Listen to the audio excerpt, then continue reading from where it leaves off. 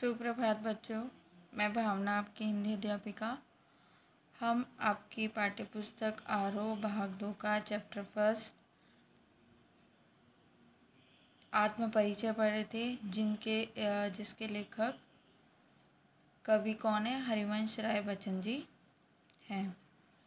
इसमें हमने कल पढ़ा था कि आत्म परिचय, जिसमें कवि अपने भावात्मक परिचय दे रहे हैं। ये वह बता रहे हैं कि मुझे स्वयं से अधिक इस संसार की चिंता रहती है। कवि संसार का दायित्व अपने ऊपर लेता हुआ उसे प्यार देना चाहता है और उस प्यार के बदले वह संसार से कुछ भी नहीं चाहते, वरन वह तो संपूर्ण संसार में अपने भावों और विचारों को फैलाना चाहते हैं और संसार को अपने सपनों के अनुरूप ढालना चाहते हैं। वे स्वयं जलकर भी संसार को आलोकित करना चाहते हैं। वह सुख दुख में समभाव रखता है, अतः वह कोई भी जोखिम मोल लेकर संसार का कल्याण करना चाहते हैं। कवि आगे बताते हैं कि मेरे जीवन में उन्माद और अवसाद, हंसी, रोदन जैसे अनेक विरोधाभास दृष्टिगत होते हैं, फिर भी मैं किसी को उन सभी यादों को अपने मन से सजाए फिरता हूँ। अब हम आगे पढ़ेंगे कि इसके आगे कवि संसार के बारे में और क्या क्या विचार प्रकट करना चाहते हैं, यानी वो संसार के लिए उनके मन में, उनके हृदय में कौन कौन से भाव जागृत हो रहे हैं। मैं और जग कहाँ का नाता, मैं बना बना कितने जग रोज मिटाता, जग जिस पृथ्वी पर जोड़ा करता वैभव, मैं प्रतिपग से उस पृथ्वी को ठुकराता। मैं निज रोदन में राग लिए फिरता हूँ, शीतल वाणी में आग लिए फिरता हूँ, हो जिस पर भूपों के प्रसाद निछावर, मैं वह खंडर का भाग लिए फिरता हूँ। और का मतलब क्या है? दूसरा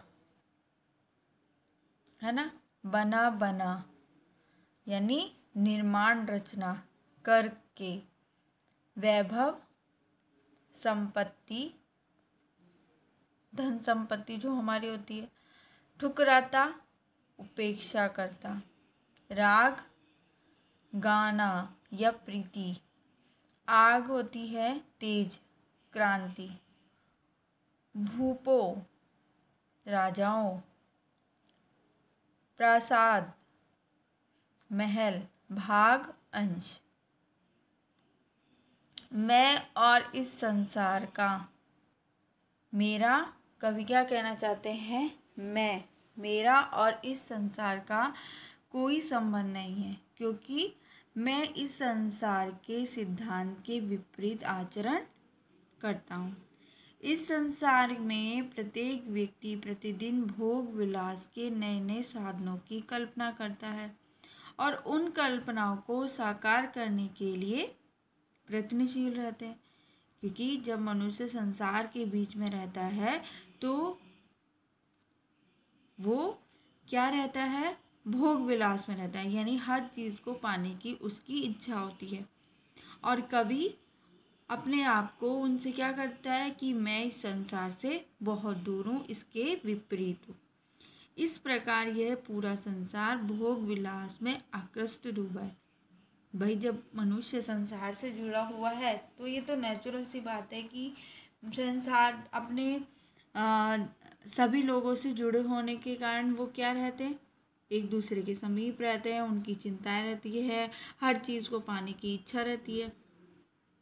जबकि लेखक अपने आप को इन सब चीज़ों के विपरीत मानते हैं कि मैं इन चीज़ों से बहुत दूर हूँ। लेखक क्या बोलते हैं? मुझे संसार के भोग विलास के प्रति बिल्कुल भी मोह नहीं है। आशय यही है कि यह संसार भोगी है और मैं योगी हूँ। उन्होंने क्या बोला? जो भोग करते हैं, जिनको भोग विलास, वो संसार के सब चीज़ों का भोग होता है या उनकी इच्छा होती है तो वो भोगी होते हैं, और मैं इसके विपरीत हूँ। तो उन्होंने अपने आप को किसकी संज्ञा दी है? योगी की। क्योंकि जो योगी व्यक्ति होते हैं वह सांसारिक मोह माया से दूर रहते हैं। उन्हें किसी के जीवन से, कि अपने जीवन हो या किसी और के जीवन से, कोई भी मोह नहीं होता। एक योगी को भोगी से कोई नाता नहीं हो सकता, अतः संसार में मेरा कोई रिश्ता नाता नहीं है। क्योंकि जो योगी होते हैं उन्हें हर चीज़ से एक ईश्वर के समीप रहने के सिवा उनको संसार की प्रत्येक चीज़ को त्याग देना पड़ता है, तभी वह व्यक्ति ईश्वर के समीप जा सकता है। अपने व्यवहारिक जीवन में क्या दुख है, क्या सुख है, क्या चल रहा है, उससे उनको कोई भी लेना देना नहीं होता। एक तरह के वो लोग क्या हो जाते हैं, अपने परिजनों से, अपने लोगों से दूर हो जाते हैं। सिर्फ उन्हें क्या एक योग साधना अपना लेते हैं कि हमें सिर्फ ईश्वर की आराधना करनी है, ईश्वर को पाना है। ऐसे ही लेखक अपने आप को बता रहे हैं। संसार की भोगी प्रवृत्ति से भिन्न अपनी कल्पनाओं के नित्य नए संसार का निर्माण करता है और अर्थात अपने प्रियतम परमात्मा से मिलने के लिए नित्य नए उपायों की कल्पना करता है। लेकिन जो योगी होता है वो क्या होता है कि अपने ईश्वर को किसी भी तरह से प्राप्त करने के लिए वो उपाय करता रहता है। इस संसार की यह प्रवृत्ति है कि यहाँ प्रत्येक प्राणी धन संपत्ति की प्राप्ति और उनके संग्रह हेतु प्रयत्नशील है। इसके लिए वह प्रतिपल नए नए उपाय खोजता है, इस पृथ्वी पर अपना संबंध जोड़ता रहता है। किंतु मैं इसके विपरीत इस संसार की उपेक्षा करता हुआ अपना जीवन व्यतीत करता हूँ। मुझे इस पृथ्वी अथवा संसार से कोई मोह आकर्षण नहीं है, अतः मैं कल के लिए किसी भी संग्रह का प्रयत्न नहीं करता। मैं इस पृथ्वी का केवल उतना ही भोग करता हूँ जितना जीवन जीने के लिए आवश्यक है। मैं रोया इसको तुम कहते हो गाना, मैं फूट पड़ा तुम कहते हो छंद बनाना। क्यों कभी कहकर संसार मुझे अपनाएगा, मैं दुनिया का हूँ एक नया दीवाना। कवि कह रहे हैं कि मैं जब अपने मन की पीड़ा को व्यक्त करने के लिए कुछ कहता हूँ, मैं रोया, जब मैं अपनी मन की पीड़ा को व्यक्त करने के लिए कुछ कहता हूँ तो इस संसार उसे मेरा गाना समझती है। इस प्रकार जब दुख को प्रबलता के कारण मैंने मन के भाव सहसा शब्दों के रूप में कागज पर अंकित हो जाते हैं, जो उसे लोग कविता की रचना करना चाहते हैं। मैं फूट पड़ा तुम कहते छंद बनाना, यूँ कभी कहकर संसार मुझे अपनाए, मैं दुनिया का हूँ एक नया दीवाना।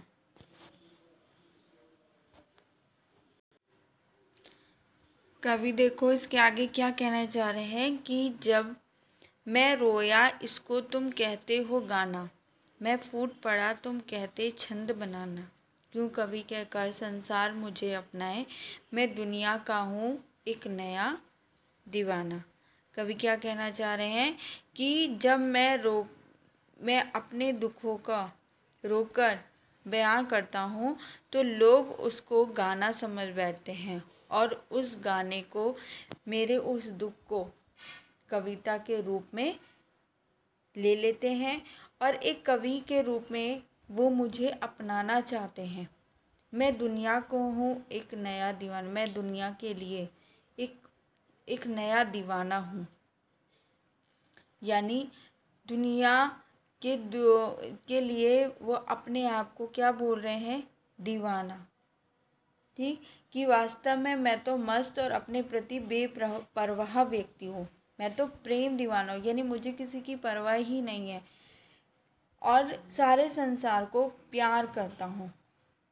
इस संसार के लिए तो मैं एक दीवाना हूँ और मुझे किसी के प्रति कोई मोह नहीं है, किसी की कोई परवाह नहीं है, मैं तो अपनी ही मस्त में मस्त रहता हूँ।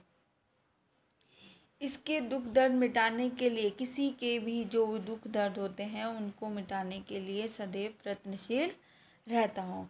इन प्रयासों के चलते ही मैं हमेशा अपने उनके द्वारा जो भी उनकी चिंता होती है, जो भी उनके दर्द होते हैं, उनको दूर करने का हमेशा प्रयास करता रहता हूँ। मैं दीवानों का वेश लिए फिरता हूँ। मैं दीवानों का वेश धारण कर इस संसार में सर्वत्र यानी सभी जगह घूमता फिरता हूँ। मैं मादकता निशेष लिए फिरता हूँ। निशेष क्या होता है? संपूर्ण, मादकता मस्ती, और इस संसार के प्रेम में डूबा इसके कल्याण की कामना करता रहता हूँ। संपूर्ण रूप से उनकी मस्ती छाया रहती है, जिसको सुनकर जग झूम झुके लहराए। कवि बच्चन जी आगे अपनी मनोभावना व्यक्त करते हुए कहते हैं कि मैं स्वयं तो मस्ती में डूबा ही रहता हूँ और मैं यह चाहता हूँ कि ये सारा संसार भी मेरी ही भांति मस्ती में डूब जाए, आनंद में डूबे, खूब डूब जाए, झूमे, दूसरों के सम्मान में झुकने की आदत डाले और अपने आप को संसार के समस्त जितने भी दुख हर्ष उल्लास के जितने भी सागर की लहरें हैं उनकी भांति लहराए। अपनी सभी मनोकामनाओं की पूर्ति के लिए मैं अपनी कविताओं में मस्ती का संदेश इस संसार को बांटता फिरता हूँ। ठीक है बच्चों, हरिवंश राय जी की जो पहली कविता है आत्म परिचय, अपने आत्मा का उन्होंने किस तरह उनकी आत्मा इस संसार के लिए क्या क्या चाहती है वो सब हमारे सामने उन्होंने इस कविता के माध्यम से प्रस्तुत किया है। उनकी जो अब दूसरी कविता है वो है दिन जल्दी जल्दी ढलता है ना। तो देखो दूसरी कविता क्या है? हो जाए ना पथ में रात कहीं, मंजिल भी तो दूर नहीं, यह सोच थका दिन का पंथी में जल्दी जल्दी चलता हूँ, दिन जल्दी जल्दी ढल जाता है। बच्चे प्रत्याशा में होंगे, नीडों से झांक रहे होंगे, ये ध्यान परों में चिड़ियों के भरता कितनी चंचलता है, दिन जल्दी जल्दी ढलता है। इसमें क्या कहना चाह रहे हैं कवि कि एक चिड़िया जो अपने बच्चों को घोंसले में छोड़ के जाती है और जो चिड़िया होती है वो अपने बच्चों के लिए दाना लेने के लिए, दाना लाने के लिए, उनका भोजन लेने के लिए जगह जगह घूमती है। तो चिड़िया की मनोदशा उस समय क्या होती है जब दिन जल्दी ढल जाता है, वो ही व्यक्त करने के लिए हरिवंश राय जी बच्चन जी ने एक चिड़िया की मनोदशा को हमारे सामने प्रस्तुत किया है। हो जाए ना पथ में रात कहीं, मंजिल भी तो है दूर नहीं, ये सोच थका दिन का पंथी भी जल्दी जल्दी चलता है, दिन जल्दी जल्दी ढलता है। बच्चे प्रत्याशा में होंगे, नीडों से झांक रहे होंगे। चिड़िया कह रही जब अपने बच्चों के लिए भोजन लेने के लिए निकलती है और रात होने को होती है तो वो क्या सोचती है कि मुझे कहीं देर ना हो जाए, क्योंकि रात होने वाली है और मैं अपनी मंजिल से कहीं दूर ना रह जाऊं, क्योंकि मैं मंजिल भी तो है दूर नहीं। अगर मेरी मंजिल दूर नहीं है लेकिन अगर मैं रात होने पर निकलती हूँ तो वो ही मंजिल मेरे लिए दूर हो जाएगी। यह सोच थका दिन का पंथी भी जल्दी जल्दी चलता है। कि पूरे दिन जब दिन में काम करने के बाद व्यक्ति थक जाता है तो वो यही सोचकर जल्दी जल्दी चलता है कि मेरी मंजिल दूर नहीं है, मुझे अपनी मंजिल पे दिन ढलने से पहले ही पहुंचना है। बच्चे प्रत्याशा में होंगे यानी मेरी प्रतीक्षा में होंगे। नीडों से झांक रहे होंगे। नीडे क्या होते हैं? घोंसलों से, जहाँ पे वो रहते हैं। मेरी राह देखने के लिए घोड़ों से अपने घोंसलों से झांक रहे होंगे। ये ध्यान परों में चिड़िया के भरता कितनी चंचलता है। उस ध्यान को जब चिड़िया करती है तो उसमें कितनी चंचलता भर देती है। यानी एक माँ की क्या भावना होती है अपने बच्चों के लिए कि वो सुबह से अपने बच्चों से दूर होती है, और जब इस बात को वो याद करती है तो वो और भी जल्दी जल्दी उस अपनी मंजिल तक पहुंचने के लिए और भी प्रयत्नशील हो जाती है, क्योंकि वो क्या सोचती है कि दिन जल्दी जल्दी ढलता है। मुझे मिलने को कौन विकल, मैं हूँ किसके हित चंचल। ये प्रश्न शिथिल करता पथ को भरता और मैं भी हलता, दिन जल्दी जल्दी ढलता। मुझे मिलने को कौन विकल, मैं हूँ किसके हित चंचल। कि मुझे मिलने के लिए कौन,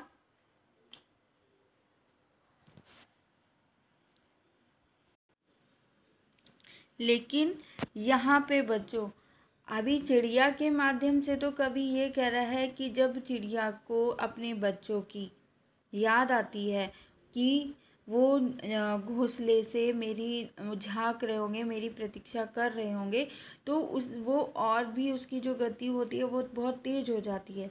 लेकिन यहाँ पर दूसरी ओर कवि क्या कह रहा है कि मुझसे मिलने को कौन विकल, मैं हूँ किसके हित चंचल। कवि क्या कहना चाहिए कि मुझसे मिलने के लिए कोई बेचैन नहीं है, फिर मैं क्यों जाने की जल्दी दिखाऊं। यह विचार मन में आते ही कवि आगे बढ़ते कदम और धीमे कर देता है, क्योंकि जब कवि ये सोचता है कि जब मेरी राह देखने के लिए कोई बैठा ही नहीं है तो मैं अपनी गति को तेज क्यों करूं। हृदय व्याकुल हो उठता है, यह दिन जल्दी जल्दी बीत रहा है, फिर मुझे एकांकी की महारात्रि कैसे बीतेगी। यानी दिन जल्दी जल्दी, कवि क्या कह रहा है कि जब किसी को किसी की प्रतीक्षा होती है कि हाँ हमें हमारी कोई प्रतीक्षा कर रहा है या हमारी कोई राह देख रहा है, तो उस कार्य के लिए हम जल्दी जल्दी करते हैं कि हमें जल्दी घर जाना है, जल्दी जल्दी उस कार्य को करना है। लेकिन यहाँ कवि क्या कह रहा है कि मैं तो अकेला हूँ, मेरी कोई प्रतीक्षा कर ही नहीं रहा है, तो मैं जल्दी जल्दी कदम या जल्दी जल्दी अपनी मंजिल पे जाके क्या करूँ। ये सोच के उसके जो कदम थे वो भी धीरे हो जाते हैं। यह प्रश्न मस्तिष्क में आते ही घर लौटते अकेले व्यक्ति के कदमों की गति स्वयं ही धीरे हो जाती है। जब कोई व्यक्ति अकेला होता है संसार में, तो जब वो सोचता है कि जब मेरी कोई प्रतीक्षा कर ही नहीं रहा है, तो वो भी उसके कदम भी क्या हो जाते हैं, रुक जाते हैं। जो समय बीतने के साथ उसका भी घर निकट आता जाता है, उसके हृदय की व्याकुलता और भावुकता बढ़ने लगती है। जैसे जैसे वह आगे बढ़ता है और घर पहुंचने की मंजिल उसके पास आ जाती है, तो उसके हृदय की जो व्याकुलता है वो और भी तेज हो जाती है। इसी व्याकुलता और भावुकता में दुखी, विरही और एक अकेला व्यक्ति के जीवन का एक एक दिन यूं ही शीघ्रता के साथ कम होता जाता है। ठीक है बच्चों, तो आज आपके ये हरिवंश राय बच्चन जी द्वारा रचित दोनों कविताएं पूरी हो गई हैं। आशा करती हूँ कि आपको अच्छे से समझ आ गई होगी।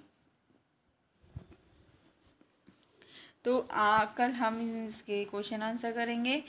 अगर आपको कविता में कुछ भी परेशानी हो या कोई डाउट हो तो आप मेरे से पूछ सकते हैं। और सभी बच्चों को बी केयरफुल होके अपनी पढ़ाई करनी है।